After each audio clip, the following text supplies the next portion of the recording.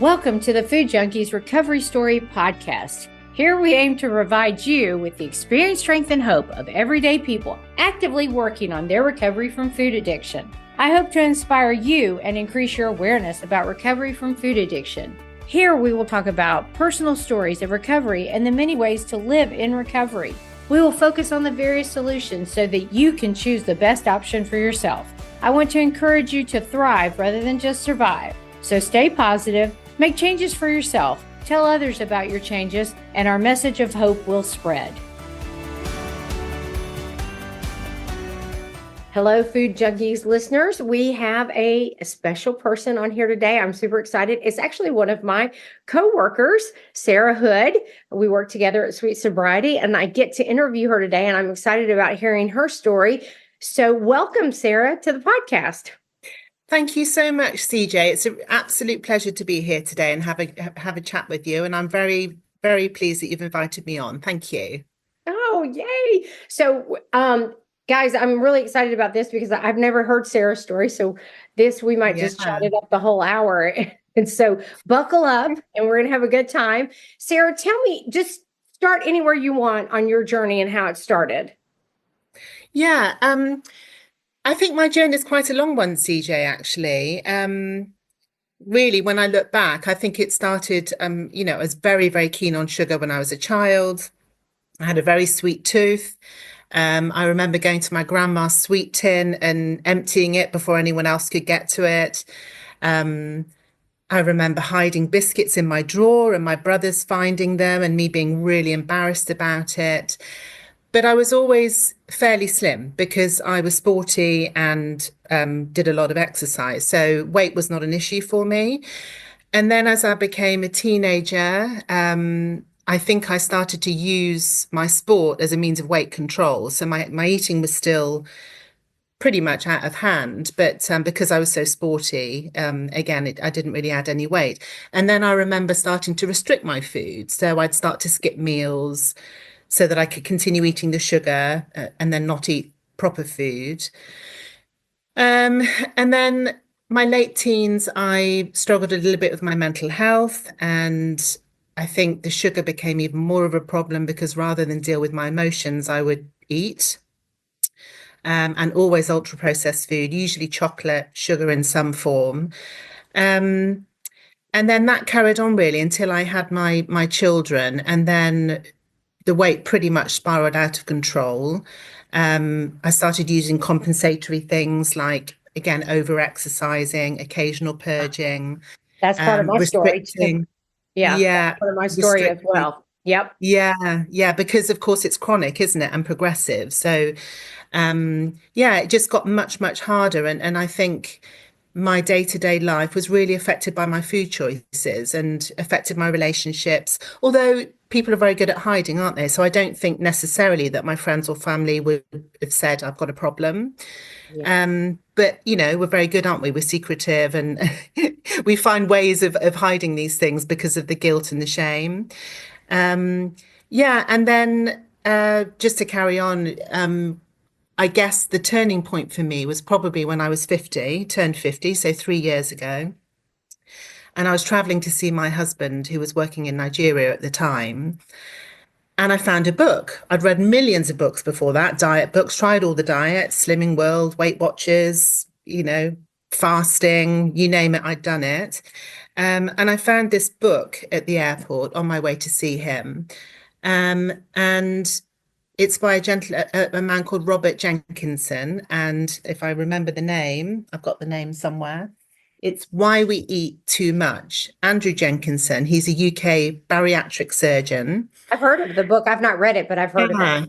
Yeah. I think it was on the bestsellers list, because it was on the shelf in the bookshop. And I just happened to pick it up. I thought, oh, there we go. Another book I can read on my journey to, see my husband. And it was a bit of a light bulb moment for me because it was the first time I really understood about the physiology behind appetite and insulin and, what's actually going on inside our bodies to make us want to eat sugar, and how we can actually reduce that. So that was a turning point, and it all snowballed from there, really. I started to read other books. I found Sweet Sobriety. And yeah, I wouldn't say that was the end of the journey. I would say that was the beginning of the journey because it was still all about the weight and trying to be thin without really addressing underlying emotional challenges and really understanding how I was using food to cope with life, really. So yeah, the last 3 years, it's been a progression, and I've learned so much on my journey, and I'm still a work in progress. Yeah, so that's how come I There's no got here. finish line. There's no finish No, line. In that is the case. Like with a diet, there is a finish line, right? So that was always the part that tripped me up. I'm like, okay, well, I'll diet, I'll get down to whatever this magical weight is that I wanted to be at. And then it would be like, then I'll be able to breathe again.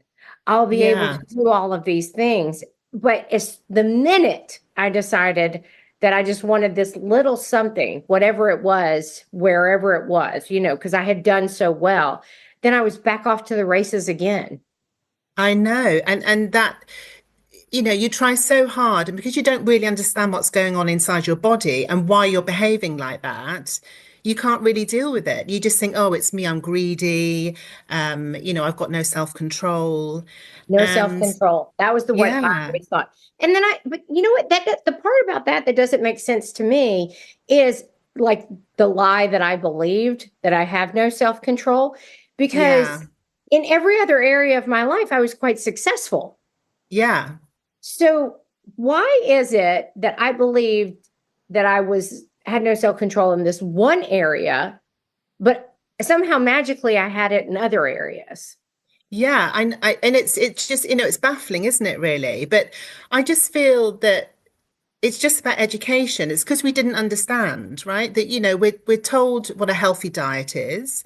The standard American diet, the standard UK diet is, carbohydrates is a big part of that. It's And garbage. yeah, Yeah, don't yeah, use that one by all means. Standard American yeah. diet, also known as SAD diet. Yeah, yeah, Yeah. absolutely. And I mean, I don't know about you, but I also used to look at everybody else and be so envious that they could have this control around their food. But it wasn't like they were needing to exert control. It was just naturally there. My husband's got a very normal kind of, I hate that word normal, but he eats when he's hungry, he stops when he's full, he doesn't have to think about it. He doesn't eat nothing to do with emotions. And for him to understand my situation was really hard. And I get that because he wasn't feeling what I was feeling when I was eating carbohydrates. Right. And that's funny. You were talking about that. My daughter was sitting down yesterday, having tea, and she likes to pretend she's British. So I'm just kidding. She doesn't pretend she's British, but she does love it over there. So she was drinking tea, and she had two digestive biscuits, right? Oh, Cookies, yes. right? Yeah. Got them on the plate. Know them well. I'm watching her eat the cookies and going, and she's reading at the same time. So she'd take a little bite and then she'd read or look through whatever she's done. And they would just sit there. And I'm like, Yeah. I was, What did she? Yeah. yeah, I totally get that. I have a story very similar. I remember distinctly being at school. So this is so long ago, but it's so fresh in my mind. And a couple of my friends eating half a bar of chocolate and then putting the rest away, or, you know, one packet of crisps. And I was like, and they had another packet in their bags, but they wouldn't eat it. I was like, that's incredible. So yeah, it's been a long journey of self-discovery. And I think, the messages that we're given sometimes do not help. The move more, eat less, everything in moderation. It just some of those messages just don't work for some people. no, they don't work for a lot of us. There's, and I'm gonna say this probably every time I interview someone, but I really want people to hear this, that 50% of the entire world's population is prone to addiction. And then the other Right. 50% can become addicted. So, I Yes. mean, it in one form or another. And the way that our food system currently is, it's made to be addicting. Absolutely. Yeah. The creating food with the bliss point, actually engineering it to make us want more. Yeah. It's there's an awful lot of work to do, isn't there, in this field? But it's it's pretty scary when you think about it, what's actually being done to food to make us actually eat it. So yeah, it's a big thing. However long ago, I don't know how many years ago, they took the cocaine out of Coca-Cola. Uh, they only took one of the drugs out. They didn't take both of them out. They didn't take the Yeah, sugar, which is also another drug. And people, I hear this constantly. They're like, well, sugar can be moderated. And I'm like, I'm sure it can be for some people, for some but people. also it's white processed sugar, not sugar that's found in fruit. And even then, think back hundreds and hundreds of years ago, there was food addiction then too. Some people would still eat, nature's candy. They would overeat Mm. that. So we don't. But yeah, I think that the difference is that, of course, back in the day, it was seasonal. So you were only able to get, in caveman days, fruit was only available to you at certain times of the year. That's And there was right. a small supply that would then finish, and then you go into the next season. And and also, of course, we've engineered fruit now to be sweeter and juicier and, more appealing to our taste buds than ever before. So, you know, even fruit has been messed about with, which is pretty scary. Yeah. You're saying all the things that, I found out along my journey too, which made it like it just at the same time, I just get so mad. And then I'm like, and when I think that I want to eat something that is maybe a yellow food, and for me, that might be nuts or something like that. I think to Yeah. myself, no, no, you're not getting me to Yes. getting me Yeah. back. I'm free. I'm free. I'm free at last, and I'm not going back. And I'm not saying that Yeah. for eat nuts. If somebody else puts them on a salad, like I'm out to eat and they're on a salad, I eat Yeah. fine. Yeah. But if I buy a can of nuts, that's bad news because I will just eat Yeah. until they're all gone. It's that hand It's to mouth yeah. thing that I It's enjoy doing. amazing, isn't it? Yeah, yeah, I'm with you. And we're all so different with that. And I think also, sometimes I can do nuts and I can be okay with nuts, but then depending on my emotional state, they become a yellow food for me because I know that I'm going back, hang on, I've just had two handfuls, I'm going back for another one. Uh-oh, the alarm bells go off. Yeah. So it's having that self-awareness, isn't it, sometimes, just to make you, keep on top of it. Right. Well, that takes a lot of practice, and that takes a lot of trial. And I hate to say the error because sometimes, you're going along and then wham, something comes out of left field and you're like going, where did that come from? Some emotional state. My daughter was in a car accident. She's fine. She was in a car accident Oh, over the weekend. And dear, I'm sorry. just the emotional angst of that can drag me back into foods, not the best choices. Not that I'm ever Yeah, going back to the foods that I know are red foods, but I have some yellow foods that will drag me back in there. And I've been doing this for a while. I'm yes, aware yes, that emotionally I'm having difficulty, but I still am working out how to keep processing them. What do I need to do to help keep myself safe? Who do I need to talk to? What do I yeah, absolutely. Yeah. And that's a process, isn't it? I mean, that doesn't come in the early days of recovery, I don't think. Being able to put that space between that drive to have sugar, because that's what your body's been used to, and putting space in between to actually think, hang on, what's going on here? That takes time. And I think, when I said that my recovery has really been for the last 3 years, I would say that in the very beginning, I wasn't really able to do that because that drive was so strong.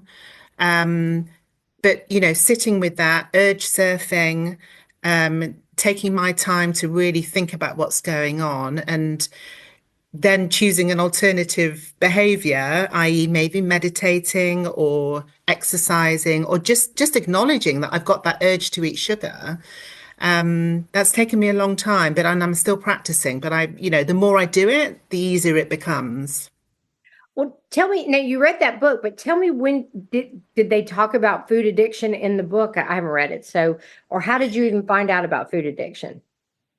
Um, Yeah, that book was the very beginning. It's predominantly written for people who have a lot of weight to release. He's actually a bariatric surgeon, so I think he was basically writing it to try to get people to understand that, it's not people's fault. You can't blame people for carrying extra weight when there are so many mixed messages in our communities from the government, when you watch TV, when you're in the shops. And he was basically saying that unless you really understand the physiology behind what's going on in the body, it's very difficult to make the change. And yeah, he's an interesting guy. And I know he's done a lot of work in the Middle East as well. And I was interested in that because I lived in Dubai for a number of years. And he talked about how, whichever country you go to now, the food that people were culturally used to eating has now been replaced by fast food. So it's almost inevitable that every country in the world, people are suffering from obesity. And this is the reason why, because of this lack of understanding about the effect on the body of ultra processed food and sugar. So yeah, it was an interesting book, but then it led me on to lots and lots of other books that I read and listened to podcasts, and I've Well, tell me actually more been. about those. What were the books in the podcast? Tell me more about that. Yeah, so the next book I read was by a doctor called Benjamin Bickman, Mhm. and he's Why We Get Sick. I don't know if you've read that Yeah, I one. read that one. I have that one on my shelf Yeah, as well. yeah. I mean, the way he puts across the information about insulin and what's going on in the liver and all that, I'm really passionate about all that sort of stuff because actually coming from a medical background, Oh yeah. uh, Well, we're getting along I great, then, Sarah, because yeah, that's my is big. that what you like? Yeah, I love it. I love learning about the microbiome and the Yeah, microbiome connection to the brain and why it is that we make the choices that we make. yeah. I just had a whole bunch of tests run to figure out which foods are better for me and which ones are causing me more and these are whole foods. So Ah, right. yeah, Yes, yeah. Because of course, even whole foods we can have some sensitivity to as individuals, can't we? right. Oh yeah, Um, yeah, absolutely. yeah, yeah. But he's also I listened to a podcast of his called The Metabolic Classroom.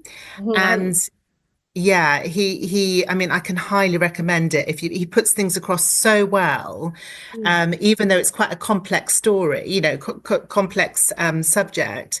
Right. Um, Yeah, so Metabolic Classroom by Ben Bickman. And then the other book that I read was The Obesity Code by Oh Jason yeah. Fung. Yep. Yeah, you've done that one. Yep. Mhm. Um, Again, it's so fascinating. And of course, he's an advocate of intermittent fasting. Um, so I have tried that. I do intermittent fasting. I do about Um, mine is about 14 hours. That's my fasting. I yeah. about 14. So I have a 8 to 10 hour eating window. Yeah. Is that so you start in the evening and then go overnight and Yeah, then so I eat about 4 or 5 o'clock in the afternoon. That's my last meal of yeah, the day. And then I don't eat again until 6 or 7 in the morning, the next morning. So, yeah, but I am a very early riser. So right, for some people who are up later, that probably wouldn't work well for. But when I first started, actually, it's funny that we're talking about this. When I first started on my journey, I was only eating 2 meals a day. And right. and so I didn't eat until like noon and I would eat again at like 5. But Yeah, that was I was eating too much at 5 o'clock. So that wasn't really working well for me. So I had to figure right. that out. So then I switched to 3 meals and one snack, and that seems to work well for me. Yeah.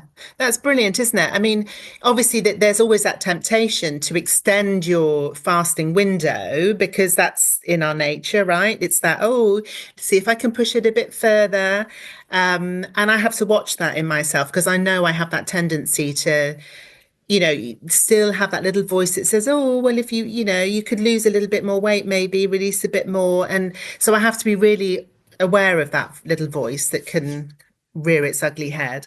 Um, but yeah, so my fasting is usually a little later than yours. So I eat late at night, probably about 8:30. Mhm. And then I don't eat again until anything between 11 and 2, really, depending on when I'm hungry. So I Yeah. guess I'm skipping breakfast, but that's only because I'm not hungry and I feel like I don't need it. Um, and then I just try and follow my natural cues of hunger at lunchtime, whether that's between 11 to even 3 sometimes, but that's unusual. Yeah, the funny thing is that when I first started on my journey, I would have told you I hated breakfast. I never ate breakfast, didn't care about it, could have cared less about it, didn't like breakfast food. And now this is the ever evolving changing when you're in on your journey, you know. Yeah. Now it's my favorite meal of the day. Is it? That's interesting. I know. And I've always been an early riser. So I don't know whether like I was just listening to people, you don't need to eat breakfast. And I would exercise on an empty stomach and I lift heavy weights. So now I never do that. I always eat before I go and work out. It works out well for me. I have enough energy to get through my workouts. So Yeah, yeah. ever evolving. Yeah, absolutely. And I think having that flexibility and, knowing that this is, as you say, a lifelong journey, really, and accepting that, I think is a big part of it as well. Um, like we said before, the diet mentality is that you do it for a fixed period of time and then you're over it and then it's the next thing.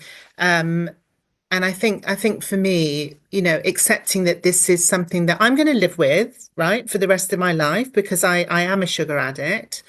Um, but I'm okay with that because I know how to manage it. And that's actually quite an empowering feeling. I sort of feel quite chuffed with myself that I've discovered that really. Yes, I know. Like it's empowering. I'm like, I get excited about it because now I know, like, I know what the issue is. Whereas Yes. before, I couldn't figure out what the problem was. And I still remember I went through a difficult time with alcohol for a while, for a couple of years. And I remember thinking to myself, what is actually the problem? Like, what is it? Why do I keep going back to something that I know is not working for me? And I was determined to figure it out. And I didn't even realize that it was actually the food because once I started drinking wine in the afternoons, like around 4 or 5 o'clock, then I Yeah. would then I'd start eating because then Right. the walls would come down. I've been And holding on yeah. all day long to whatever it was. The walls would come down and I'd start eating. And then that cycle would start over either again the next day or depending on my kids' schedule and stuff like that, or it might wait till the weekend. And I used to hate the weekends because the weekends is when the wheels come off the bus because Right. I start Right. eating Friday afternoon and I'm going to eat Yeah. all weekend long. And then Monday, I'm going to have to start another diet. Oh God, I remember it so well. Oh, yeah, it's exhausting, isn't it? It's really exhausting. And not only is it exhausting, it's just devastating. You're just Yeah, like, and secretive, and you're trying to hide. And my I kids were know. very involved in sports, and I was around a lot of other parents all the time. And the funny thing is, they would have thought I was the healthiest person in the world because they could only, Yeah, they saw of course. what I was showing them. It was all a, smoke and Absolutely. mirror kind of act. Yeah, yeah. Because we Yeah. become experts, right? We become experts at hiding the things we don't want people to see. Um, yeah, it's a world of kind of secrecy and shame, and yet on the surface you look like you're having a great time and that that life's great for you, isn't it? Yeah. So Yeah. when I found out that there was a reason that I was doing the things I've said this many times on the podcast as well. I felt like doing backflips across the living room because Yeah. okay, there's a problem. I'm not actually sick. Like there's nothing wrong with me. I don't have cancer. I'm not going through anything life altering. But there's a reason I behave the way that I do, and now I can figure out how to move forward. And if this is the worst thing that ever happens to me in my life, I'm Yeah. golden. Like Yeah. this is great. I can Yeah. I It can gives learn it how to gives you navigate it. yeah, and I think it gives you an appreciation of well, you've got time to think about the rest of your life, right? And all the things that really are important to you. Because that mental energy that it takes thinking about food about the sugar, about your weight, how am I going to get my next fix of sugar? Am I going to drive? I've got nothing in the house. Am I going to drive to the garage that might be 5 miles away to get my next fix? I've done all those things and then finished it all off on the way back from the garage to home. Yeah. So yeah, it's you've got more time in your life to appreciate the things that really matter, haven't you? Yeah, and doing the recovery work is, I just think I get to learn so much, not only just about me, but about other people and about the human experience. Mm, No one gets through this life unscathed. We all have things, issues. Everybody does, whatever we're going through. And some yeah, people have to carry absolutely. a heavier load than other people. And I remember thinking a lot of the time, "Oh, woe is me. Oh, poor pitiful me. I have, whatever it is. I'm overweight. I can't lose weight, or whatever the case may be," which are all, reasonable problems and stuff like that. But what I found out in recovery is it really wasn't about the weight. It was Mm, really more about what I thought about the weight than it was about the weight. absolutely. Absolutely. And do you feel that that little voice that's in your head that says things to you that you used to believe all the time, like I'm like, well, hang on. This morning I thought I didn't need to release any more weight. So how come by this evening when I'm tired and maybe I've had an argument with one of the kids, how come tonight I feel like I need to release weight? It's just like I can't be any different to how I was this morning. Right. So something's happened there. There's not been a change in me, it's a change in the way I'm thinking. Right. And I Well, think that and that also and that brings another good point is if I eat something that's maybe not like a soup that has a lot of my husband is Asian, so we eat a lot of Asian dishes. So we might go to an Asian restaurant. Well, they have MSG and stuff in it, and I'll yeah. get puffy right away. So when I go look Yes. in the mirror the next morning, I'm like, oh, I've got to lose weight, and now, Yes. yeah, I'm like, oh, this is getting out of control. Like those are and then I'm like, wait a minute, you, Yeah. you just need a couple of days to get the MSG out of your system that was in Absolutely. the soup, and the reality will appear again. And Yeah. I can Yeah. stop that voice that, Absolutely. But isn't it incredible how pervasive it is? Because I think for me, that's been the biggest thing. It is realizing how often in a day that little voice of negativity, which is basically the addiction voice, right? Because it's that little voice that then drives you to think, oh, well, I've eaten that, I'll have the next one. Or, I'm looking a bit bigger this morning because I had that MSG. Oh, well, I might as well give up. It's recognizing that that is the actual voice of addiction that's right. driving you to that behavior. Yeah, so that it's quite a fight. It's almost like there are two little voices in my head, and one's the good guy and one's the bad guy. And you know, actually almost befriending the bad guy, the addiction guy, and saying, "Oh, hi, I hear you talking." Do you know what I mean? It's like it Yeah. makes you able to actually change your behavior. That's when I first came into recovery, working with the food issue, because I had worked in recovery on myself with the alcohol. But when I first started working on the food, I actually named my addictive voice, and it was not a nice name. Um, Right. and so but it took me, I want to say, maybe a couple of years before I realized that that voice that I had hated so much Mm. actually had served me so well when I was a little girl and Oh, couldn't I needed her. I needed that voice. I needed that person to keep me safe when I was going through a lot of trauma. And yes, she's the yes. one that did that for me. She shielded me. She helped me. She helped me become safer. And I Mm. changed my attitude towards that voice that was going on in my head. It took a lot of work, though, Yeah, yeah. to Did it know. take you a long time to recognize that? Was that a process, sort of actually realizing and then Yes, accepting and then almost embracing that voice? it That's quite a was period of time. right. It was to take a long time, and I worked with a coach, and it took more than one time hearing it. Like, Yeah, hearing other people, that's why I like group coaching so much, because other people, you'll hear other people being coached, and then you're like, huh, is that true for me? And so, Mm. and I say, sometimes we only get the information that we're supposed to hear right now. So if somebody takes one nugget away from our conversation here, that's what they're supposed to get right now. Yes, But yes, further down the road, they may listen to me interview someone else or talk with someone else, and we may be saying the exact same thing, but they don't hear it until the next interview or whatever, or they're talking to their coach, or they're talking to somebody who can help them. We don't yeah. get all the information. You can't absorb all the information and use it all at the same time. But No, that's absolutely right. And like you say, it's when you're ready for that particular part of it that you accept it and you embrace it, isn't it? yeah, yeah, And exactly. because I think I know exactly what you mean, because for me, I did start with the group coaching and I wasn't ready. I wasn't ready for the self-disclosure part of it. I wasn't overly comfortable in the group. I'm more of a one-to-one person anyway. So that was a real struggle for me. And actually I said to Clarissa that I don't think it's right for me, the group coaching.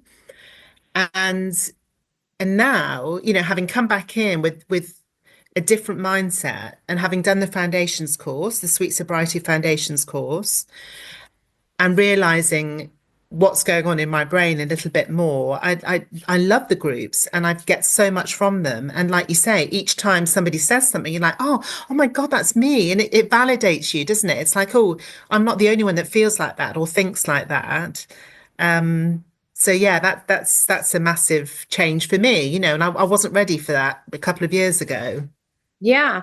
I I'm, as you hear my voice, this is me in real life. I'm bubbly, outgoing, I can talk to paint. Love it. Love Yeah. it. So for me about that, I used to, it was hard for me to sit and listen to other people, but now I can do both, because my brain was always going like, oh, we can try this, oh, we can try that, oh, that's the next thing, Yeah.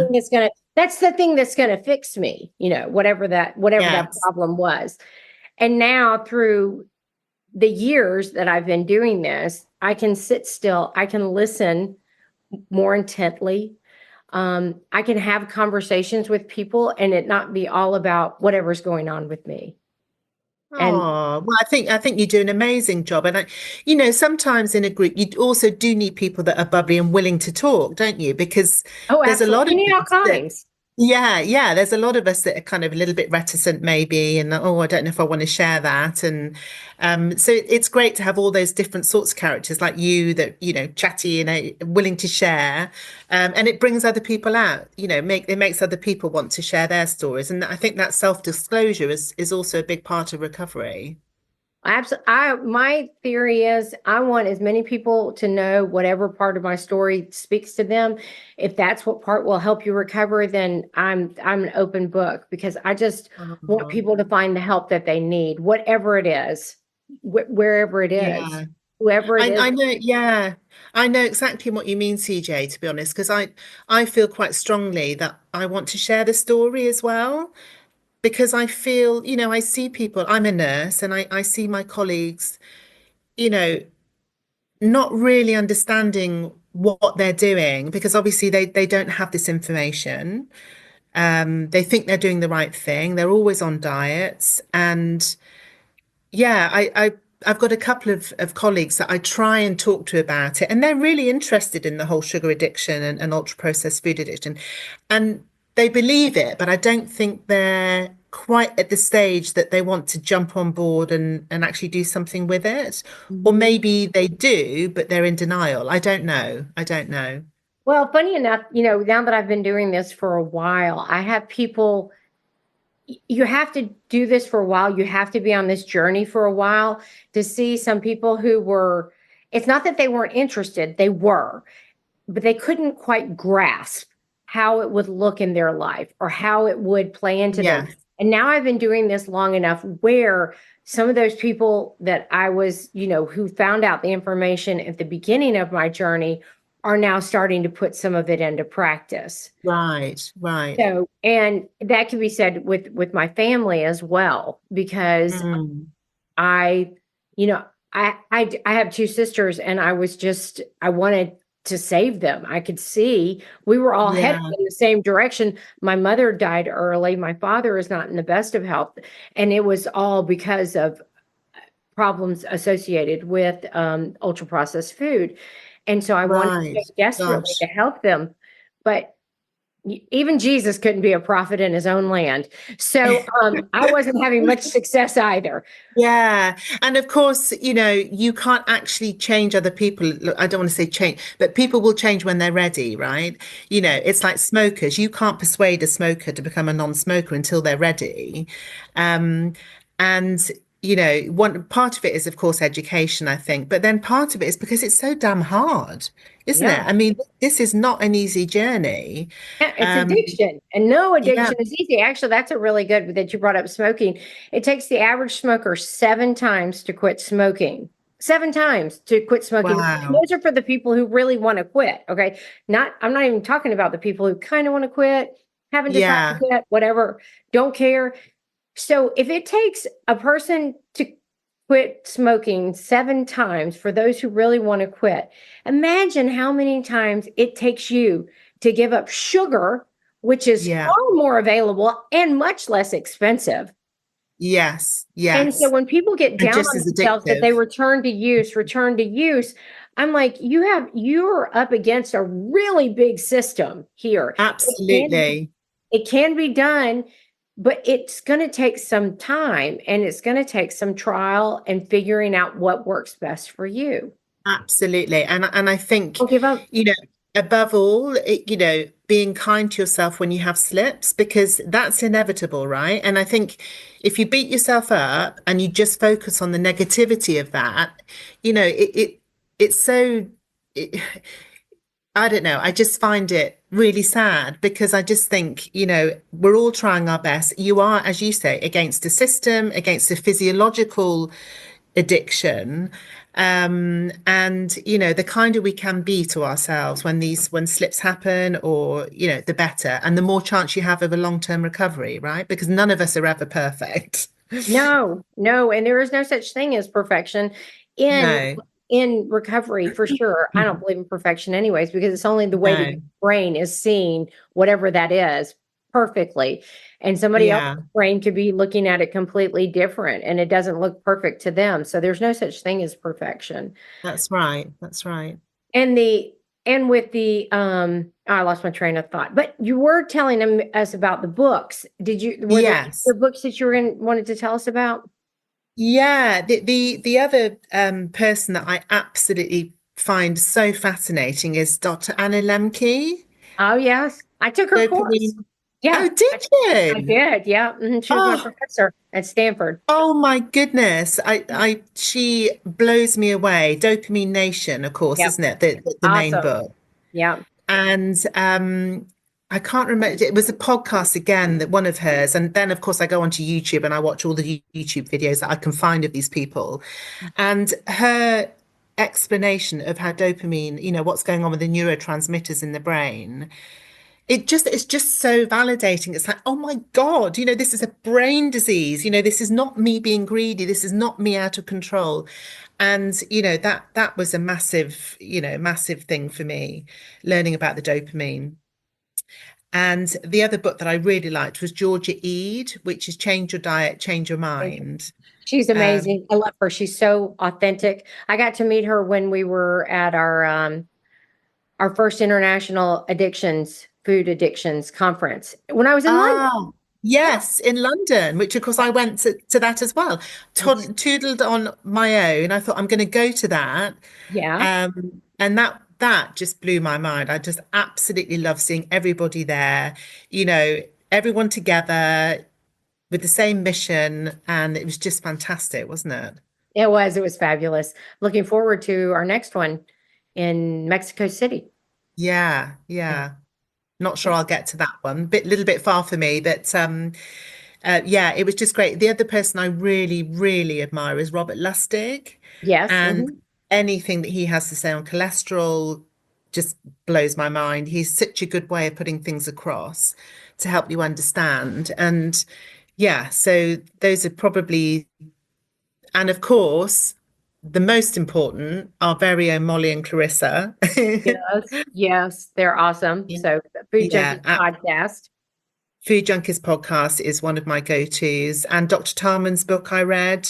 Mhm. Um, so Actually, yeah, my husband's I've reading been, it now. I find my husband's reading Food Junkies. I was like, I wanted him to read it so he would understand me better, but also yes, might see some things in there that you're not aware of as well. So yeah, he's yeah, reading it now. absolutely. Yeah, interesting. Yeah. So is there anything that really surprised you when you about addiction, the way that people see addiction, or that you really like you didn't know about, or you're, no, that's not for me, like I'm not addicted, like that. Yeah, I think my journey took such a long time because I didn't really think that I was addicted, and I didn't actually know that it was a thing.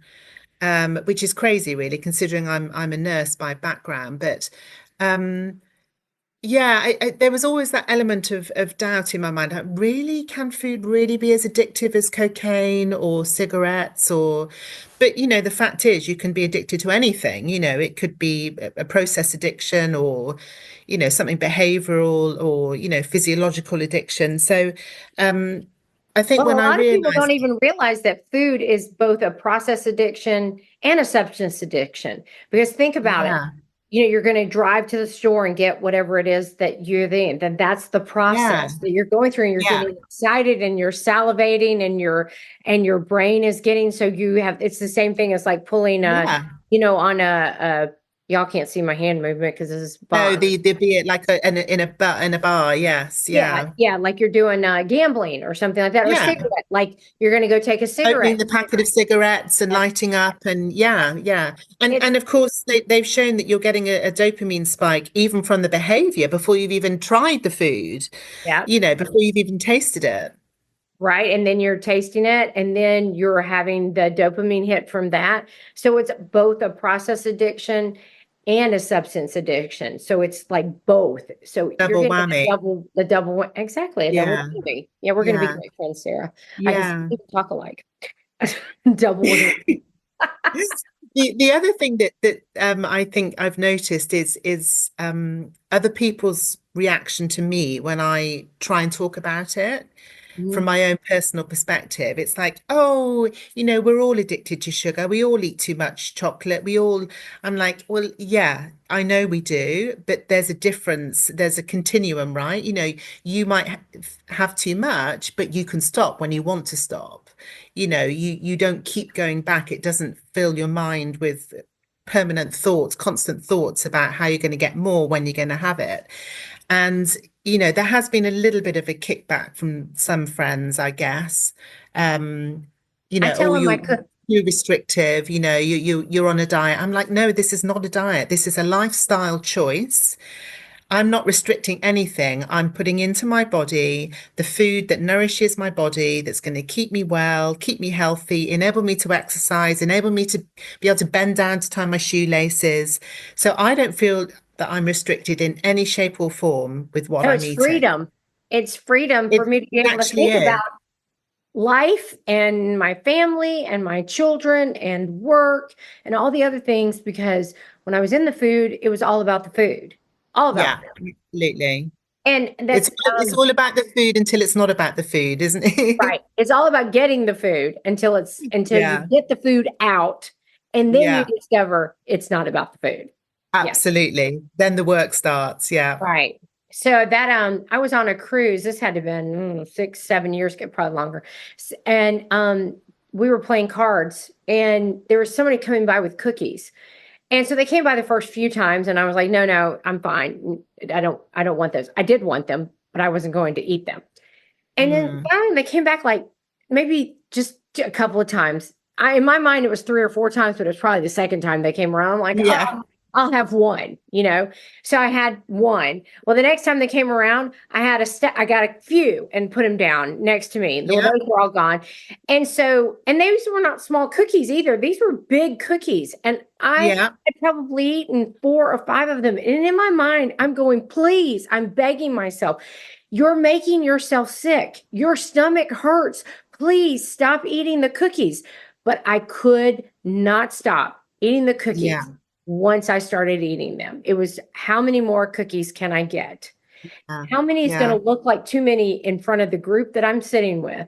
Yes, Where yes. else can I go get Identify them? with that. Yep. Where else can I go get the cookies and take them and have them for later on?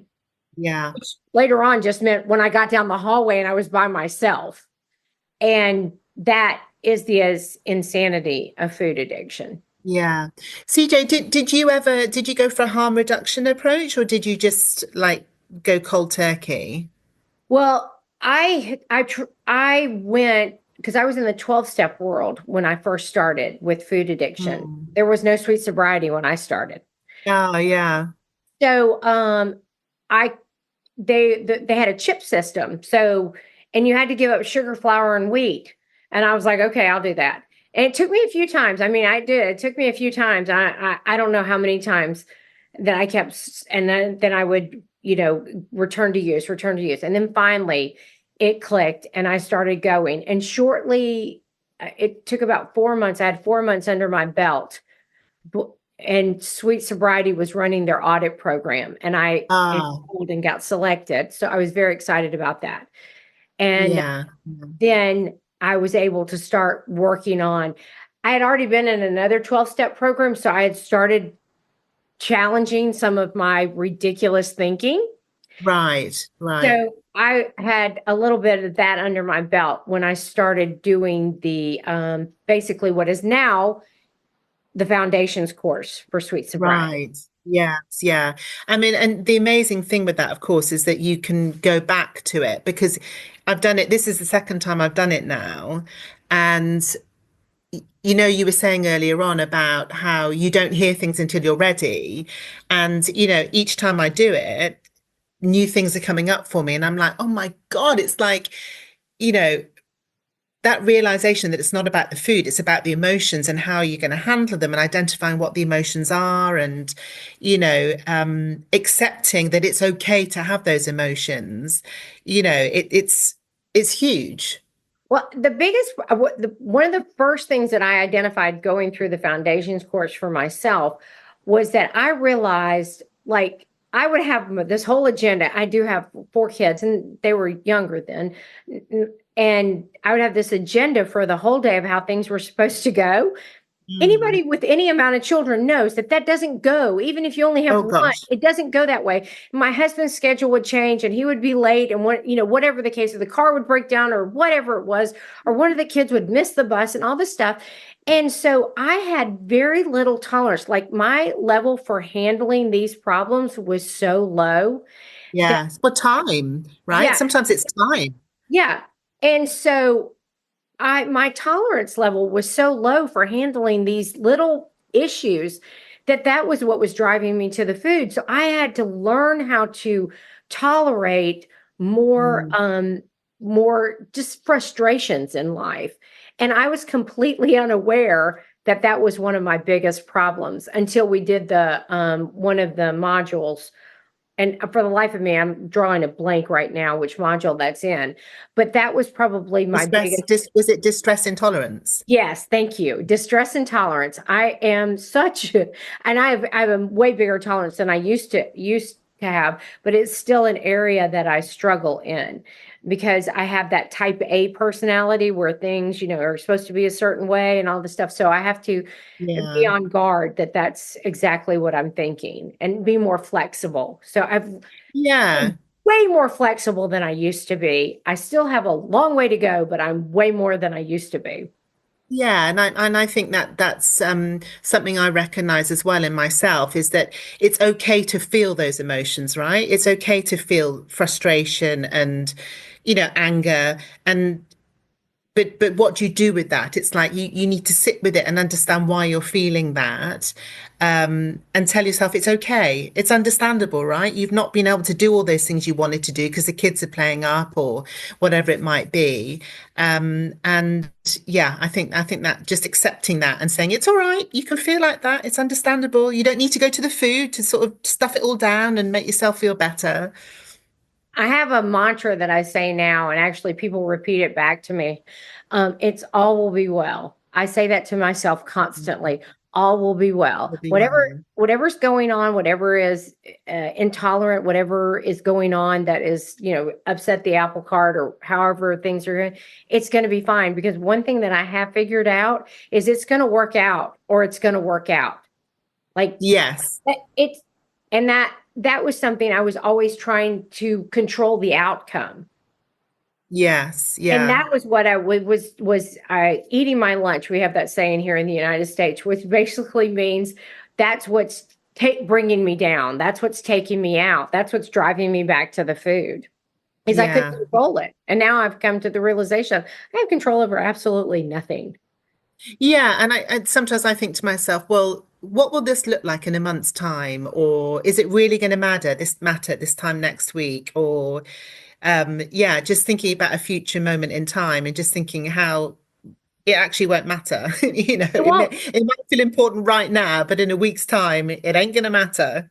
Sometimes I try to look back what I was so stressed about the last week to figure out what was stressing me out last week. And I can't remember. I mean, sometimes I can, obviously, if something big happened, like I most likely remember my daughter's having a car, an Yeah. accident in her car.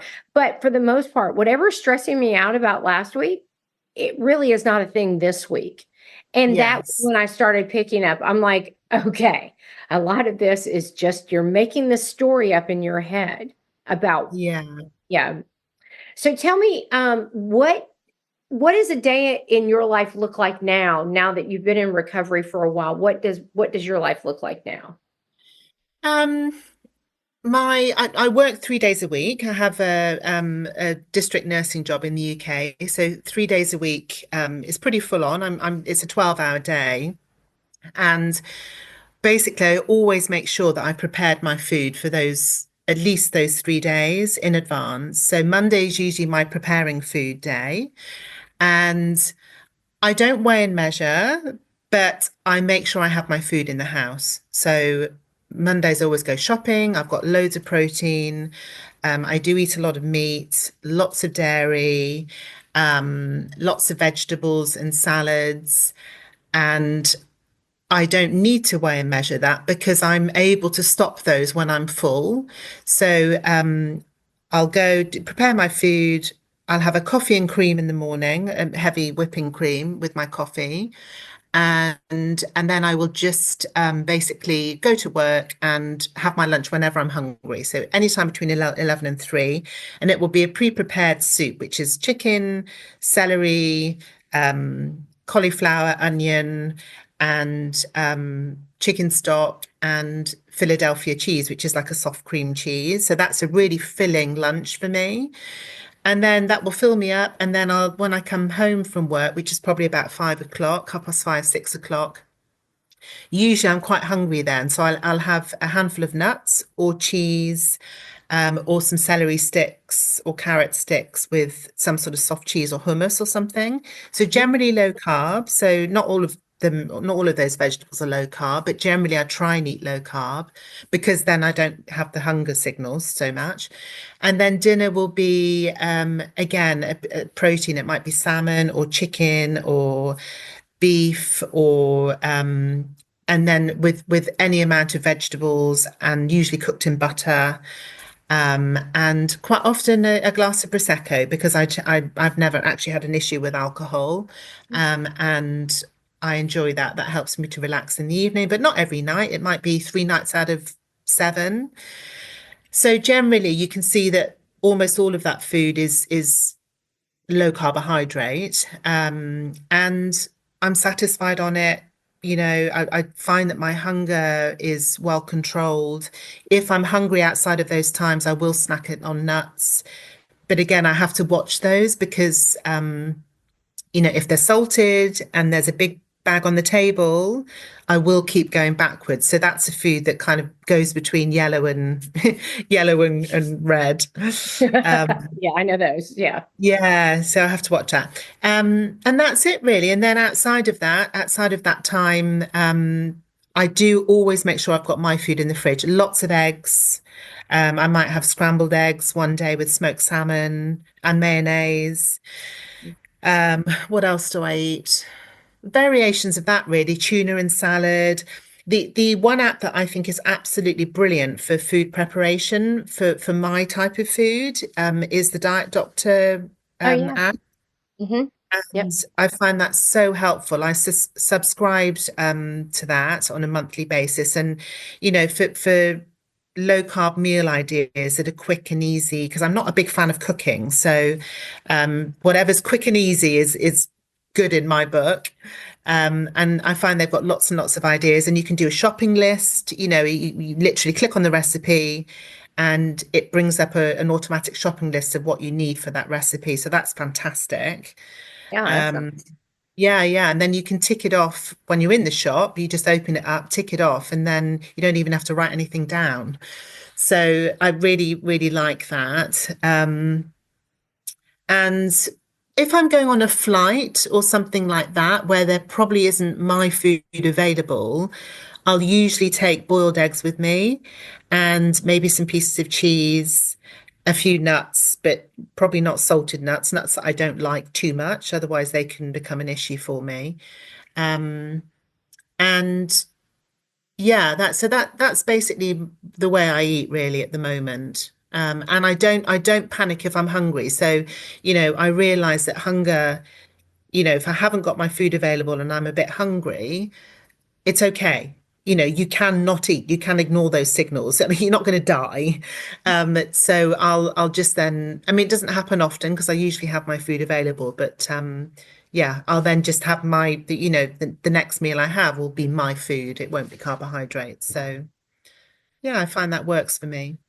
So, what kind of hobbies and what are your relationships like now that you've been in recovery? Yeah, really good actually. I do love my exercise. Exercise is a big part of my life still. Perhaps not as much as it used to be, but that's not a bad thing because I think I used to use it as a means of compensating for overeating sugar. Mhm. So I would say I have a much healthier relationship with exercise now. Pilates is my go-to. And yeah, I love the stretching, I love the flexibility, the strength involved in Pilates and lots of dog walking with my dog. And sometimes I try and do high intensity. So a couple of times a week I do high intensity exercise, like a HIIT class or something. Mhm. And yeah, and then I then take time now, which I didn't used to actually just sit and do nothing, just to sit with my thoughts, maybe listen to a meditation. I like to go onto the group coaching of an evening if I can.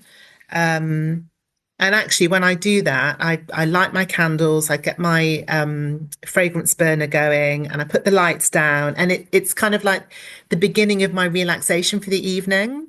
Yeah. Uh, and I used to struggle with that, giving myself that time and allowing myself just to be. And it's okay just to not be rushing around, cooking, cleaning, doing something for someone else. So yeah, that's been a long time coming, but I do that now. And I make a point of thinking, it's okay, it's your time. You sit down and reflect on how the day has been. Maybe reflect on my food choices if they've not been the most loving choices. And if I have had a slip, which can happen, does happen occasionally, I try and look back and work out what was going on at the time, what was the emotion? Could I have done something differently? Could I have reached out to the community for some support before making that food choice? And then usually I find, yeah, kind of like work out what's going on, and then that helps me for the next time. So that's Yeah. that's it. That's how my brain works now. So, did any of your relationships change now that you've been in recovery for a while, or the way that you interact Yeah. with your family? Definitely, definitely. I think my husband probably found it quite hard to understand the way I used to behave around food. And because he doesn't, I think I mentioned before, because he doesn't have those complications, um, perhaps a little frustrated with me at times that I'd skip meals and then be eating a packet of biscuits a couple of hours later, all that sort of stuff. And it's been an education for him, actually. I've really tried to involve him in what I've learned, so that he can understand me. And yeah, it's been quite the journey, really. And now he doesn't say to me, well, he accepts that for him, the correct thing to do and the thing that works for his body is breakfast, lunch, and dinner, snacks in between if he's hungry. And he accepts that actually for me, that's not necessarily the right way to eat. Um, and is very understanding, is very understanding. But it took time. It took time. Um, yeah, and then I do have friends who are like, oh, not restricting what you're eating again. And most of them are very supportive, to be honest. But I'm pretty good now with my responses. I practice them and I say, that's not my food, or, not today, thank you. Or if someone's got a birthday cake, I might say, oh, I'll have a little piece of that, thanks. I'll take it for my son. He can have that later. Or so I've worked out how to respond in those situations that can be challenging. Yeah. I think my friends mostly get frustrated because I eat so early. So they want to go out to dinner at 7 p.m., which is fine for a lot of people, but I don't like to eat that late because I usually go to bed between 9 and 10. So 7 Yes. o'clock is really late for me to be eating. And I said, look, I'll show up. I'll be there. I love it. I'll come and I'll chat it up, and y'all have to listen to me because y'all Yeah. are eating. And Yes, exactly.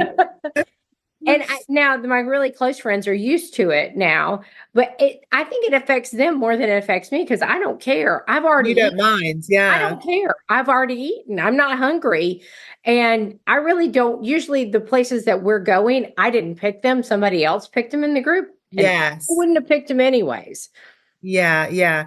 I mean, I think sometimes when we are going out for food with other people, I will look at the menu beforehand, and work out whether there's any of my food there. And I have been known to say, do you know what? I'm going to eat before, or when I get there, I say, I'm really not hungry this evening. I've already had my food. And that's okay, right? It's like, well, that's up to you. Like, never let anybody else tell you what you should and when you should be eating. Um, because everyone's got an opinion. Oh, they do, yeah. The other thing, though, if there's something special, like I'm at a wedding or something along those lines, or there's a special occasion, an anniversary, and my husband wants to go to this restaurant, that I will eat then, and I will eat later. But I just know that that's me. That's me being flexible. That Yes, yes. Yeah, and I get to choose when I want to be flexible. I don't have to rely on what other people think that I should be Yeah, flexible. And that I is love that. that's a Yeah, big I switch love for me. that. And I think sort of making that decision beforehand and knowing what your decision is, Yeah. it's not a sort of reactive, reflexive thing. It's like I know that I'm going to make the choice tonight to go and have that meal with them. It's beyond the time that I would normally have it, but I've made that decision. I'm okay with that, rather than thinking, oh, I'm not going to do it, and then turning up and doing it, and then feeling bad about yourself. Yes. So yeah, that anticipation, I think, is a big part of it. Well, plus I'm honoring my boundaries as opposed to people pleasing, so that I won't rock the boat for other people. Like, oh, I don't want them to feel bad. Their emotions are their emotions. I don't have to take them on anymore. Love it. Love it. Absolutely love that. Yeah. But I mean, for me, that took a lot of practice, that boundary setting. Oh yeah, Um, I still am, work on it constantly. yes, yeah. I'm definitely a people pleaser. So I've really had to, Yeah, I've really found that quite a challenge, but I didn't even realize I was a people pleaser until I did the foundations course. And then I was like, oh my gosh, that's what I do all the time. you I didn't know, realize neither. I thought I was just so such type A, like easygoing. that wouldn't have even come into, but what I realized is that I was such a people pleaser because I wanted everybody to like me. Like if somebody didn't Oh, like me, then I will win them over. So, yes, so yes. no, that's not the way it works. Yeah. Yeah, Yeah. yeah. I can identify that with that so much. Uh, well, Sarah, it's been great talking to you. We are winding up. So my last question is, if you could tell a younger version of yourself something about food addiction, what would it be? Gosh, what would I tell my younger self? I think I would just talk to my younger self with a really soft, loving voice and just say, you really did your best. You didn't have the information. You were responding to an environmental cue. We're the shops, the advertising, it's all there designed to make us want to eat these foods. And I think I would say to that younger person, you did okay, you did all right, you did your best, and now you've got the information that you need and you can move forward. And I give her a hug, I think, and make her feel really like everything's okay. That's awesome. Yes. Well, thank you for joining us today, Sarah. I've really enjoyed this. Thank you, CJ. It's been an absolute pleasure talking to you. Thank you. Thank you for joining me this week for Food Junkies Recovery Stories. Make sure you join our Facebook group, Sugar Free for Life Support Group. I'm Sweet Enough. Please subscribe to our show so that you never miss an episode. While you're at it, if you found value in today's story, we would appreciate a ratings on iTunes. If you've been inspired by today's show and would like to be a guest, please reach out through the email provided in the show notes. If you have additional questions, CJ is a food addictions professional and works one-on-one with clients. You can find her email address and website in the show notes. Thank you for joining us.